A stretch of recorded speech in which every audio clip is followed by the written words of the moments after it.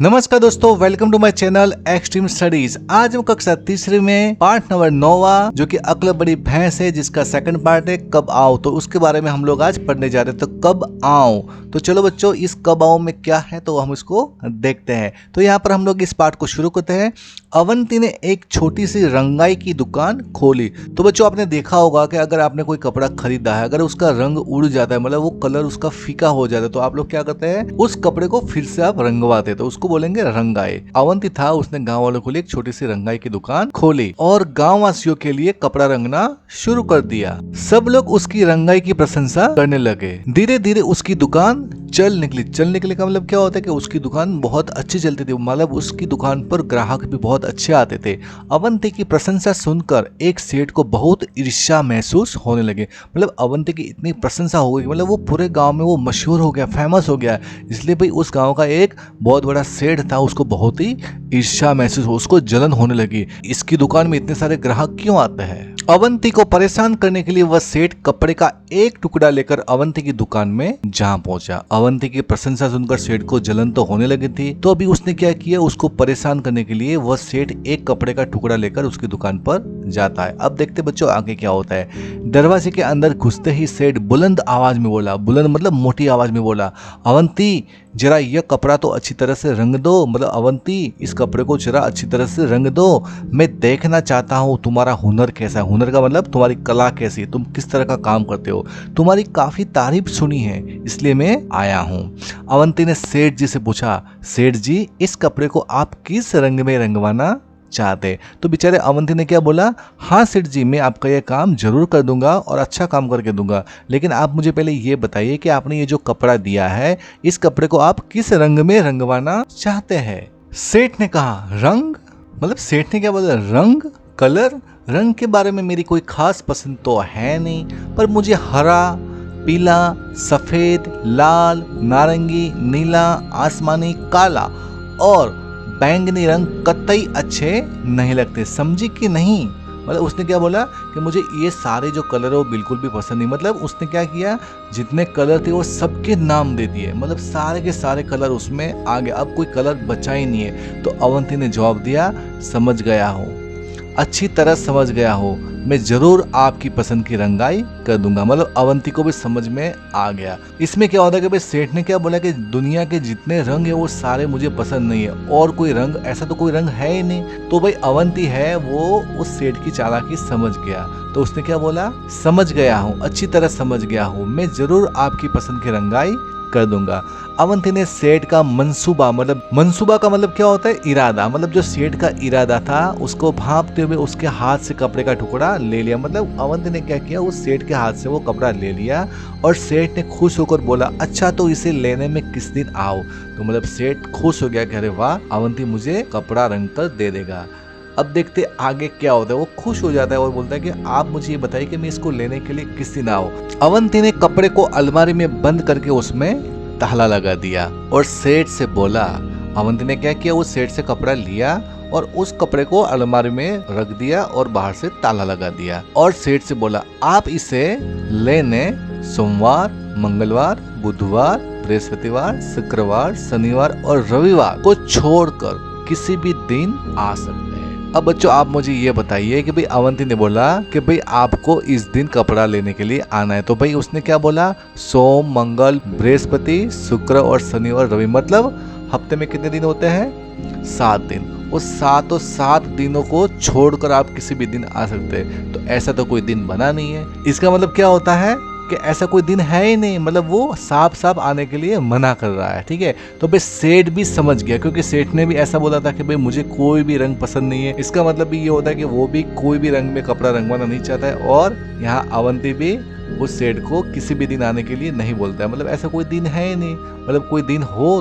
तो सेठ आए ना, लेकिन कोई दिन ही नहीं है। और सेठ जो है वो भी अवंती की बात समझ जाता है और उसको भी लगता है कि भाई अवंती ने भी मौके पे चौका मारा है। मतलब सेठ समझ गया कि भाई उसकी चाल उल्टी पड़ गई है, मतलब वो परेशान करने के लिए आया था लेकिन खुद वो परेशान हो गया। अतः मतलब यहाँ पर भलाई धीरे से खिसक लेने में ही है। तो भाई सेठ अपने मन में ही कहने लगा भाई यहाँ से जल्दी भाग जाने में ही मेरी भलाई है। फिर उस सेठ ने दोबारा अवंती की दुकान में घुसने की हिम्मत नहीं की। मतलब इस घटना के बाद सेठ ने कभी भी अवंती की दुकान में जाने की हिम्मत नहीं की, क्योंकि भाई उसको मुंह की खाने को मिली। तो बच्चों, मैं आशा करता हूँ कि आपको ये कहानी बहुत ही पसंद आई होगी, बहुत ही मजा आया होगा। इस कहानी के लेखक है RS त्रिपाठी। तो चलो बच्चों, अभी इस पाठ का स्वाध्याय को हम लोग सॉल्व करते हैं। पाठ 9वां, कब आऊं। अब इसके प्रश्न उत्तर हम लोग देखते हैं। तो कहानी से लिया हुआ प्रश्न है। तो प्रश्न पहला है, सेठ ने अवंती को किस रंग में कपड़ा रंगने को कहा। भाई अवंती की दुकान पर सेठ आता है और उसको कपड़ा रंगने के लिए कहता है, लेकिन वो किस रंग में कपड़ा रंगने के लिए कहता है। तो इसका उत्तर ये है कि भाई सेठ ने अवंती से किसी भी रंग में कपड़ा रंगने को नहीं कहा, क्योंकि वह तो सिर्फ उसे परेशान करने के लिए आया था, मतलब उसको परेशान करना चाहता था। प्रश्न दूसरा, अवंती ने कपड़ा अलमारी में बंद कर दिया, क्यों। भाई अवंती ने कपड़े को अलमारी में क्यों बंद कर दिया, क्यों, इसका क्या कारण हो सकता है। इसका उत्तर यह है कि भाई अवंती सेठ का इरादा जान गया था, समझ गया था, इसलिए उसने कपड़ा अलमारी में बंद कर दिया। क्योंकि अवंती ने सेठ का जो मंसूबा था, उसका इरादा है वो भांप लिया था। मतलब उसको समझ में आ चुका था कि भाई ये कपड़ा रंगवाने नहीं बल्कि उसको हैरान परेशान करने के लिए आया है, इसलिए उसने क्या किया, उस कपड़े को अलमारी में बंद कर दिया। प्रश्न तीसरा, सेठ कपड़ा लेने किस दिन आया होगा। तो भाई इसका उत्तर ये है कि भाई सेठ कपड़ा लेने किसी भी दिन नहीं आया होगा। कौन छुपा है कहाँ। प्रश्न चौथा, नीचे के वाक्यों में कुछ हरी भरी सब्जियों के नाम छुपे हैं, ढूंढो तो जरा। इसका उत्तर अभी यह है कि भाई अब भागो भी बारिश होने लगी है।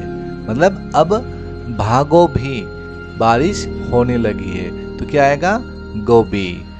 मामू लीला मौसी कहाँ है। तो यहाँ देखिए मामू लीला मौसी कहाँ है, तो आएगा मूली। तो यहाँ पर मुंह और ली से बनेगा मूली। शीला के पास बैग नहीं है, मतलब शीला के पास बैग नहीं है, तो मतलब बैगन, तो यहाँ पर बन जाएगा बैंगन।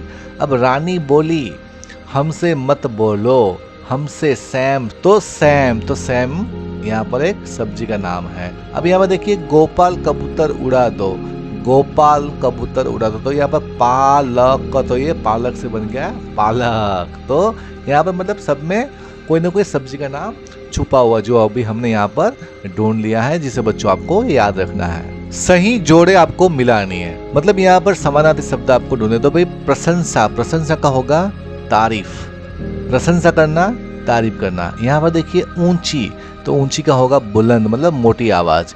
ईर्ष्या, यहाँ पर होगा जलन।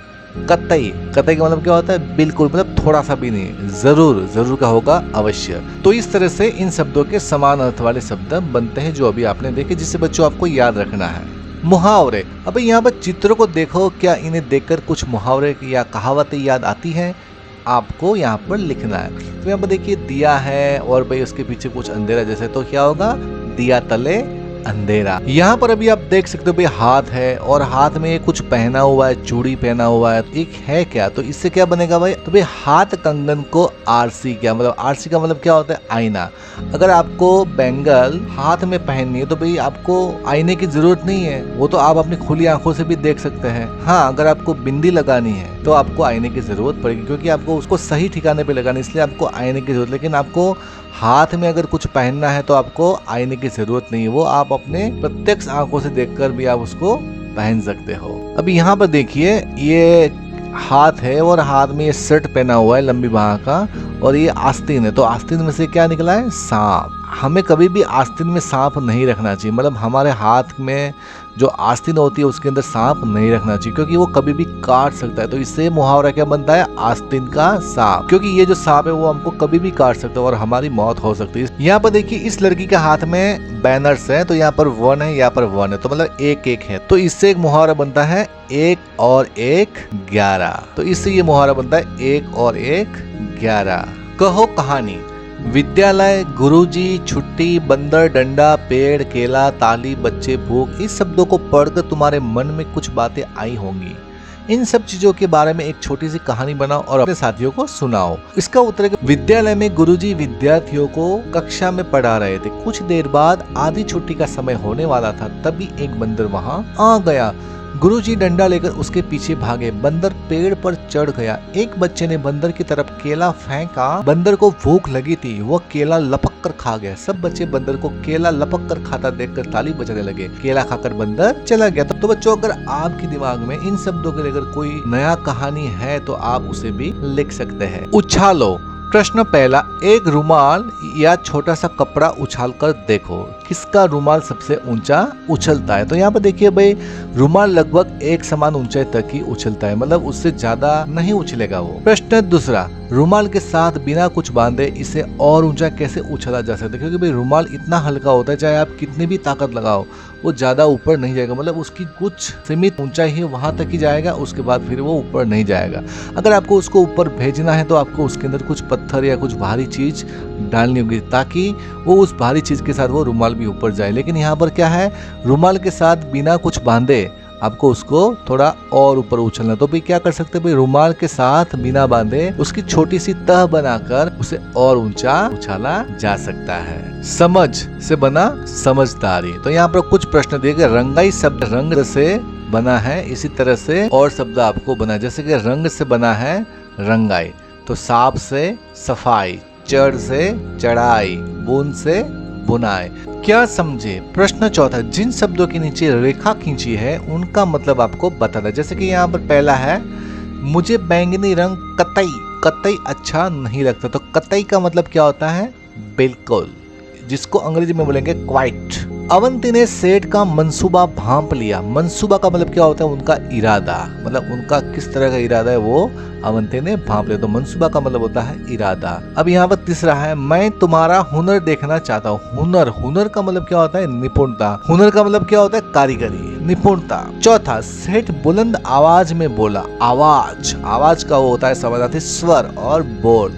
तो मतलब सेठ बुलंद स्वर में या सेठ बुलंद बोल में बोला। अब यहाँ पर पांचवा, सेठ को ईर्ष्या होने लगे। तो इसका ईर्ष्या का होगा जलन। अब यहाँ पर लास्ट में, रंग के बारे में मेरी कोई खास पसंद तो है नहीं।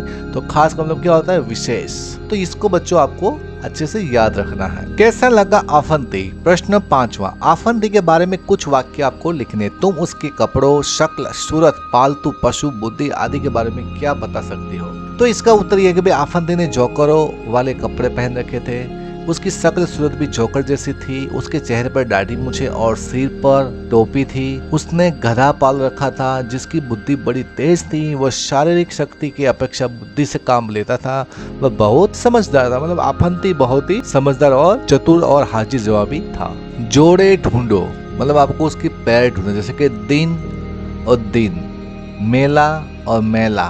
तो ऊपर दिए गए शब्दों के जोड़ों में केवल एक मात्रा बदली हुई है। किसी भी मात्रा को बदलने से अर्थ उसका बदल जाता है।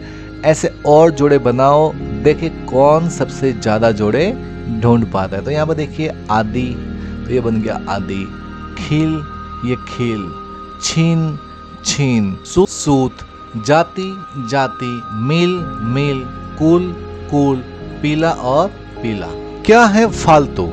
प्रश्न छठा, कभी कभी हम अपनी बात करते हुए ऐसे शब्द भी बोल देते हैं जिनकी कोई जरूरत नहीं होती। मतलब मेरे मुंह से भी कभी कभी ऐसे शब्द आते हैं जो नहीं बोलने से भी काम चल जाता है, लेकिन क्या है हम लोग उसको बोल देते हैं। तो भाई इसी तरह इन वाक्यों में कुछ शब्द फालतू है, उन्हें ढूंढकर अलग आपको करने। जैसे कि बाजार से हरा धनिया पत्ती भी ले आना। तो यहाँ पर पत्ती अगर हम ना बोले तो भी चलेगा, जैसे कि बाजार से हरा धनिया भी ले आना, तो उससे भी सामने वाले को समझ आ जाएगा। अब यहाँ पर देखिए, एक पीला पका पपीता काटो। तो भाई पीले की जरूरत नहीं है, तो एक पका पपीता काट लो, वही खाली बोलने से काफी है।